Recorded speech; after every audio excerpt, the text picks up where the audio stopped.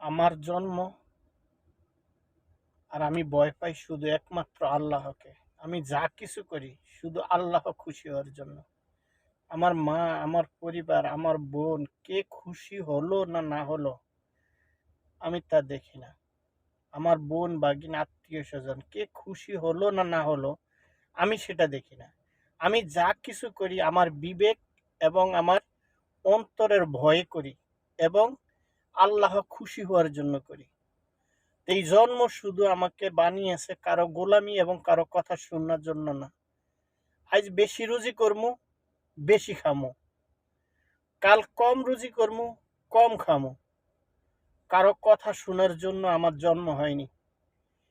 এই শিক্ষা আমার এবং আমার পরিবার এবং আমার সন্তানদেরকে তাই শিখাইতেছি, কারো গোলামি করার জন্য আমাদের জন্ম হয়নি। যদি আল্লাহ হায়াতে বাঁচিয়ে রাখে সকলের দয়ায়, আমি ওদেরকে ওই শিক্ষাই দিব, ইনশাআল্লাহ।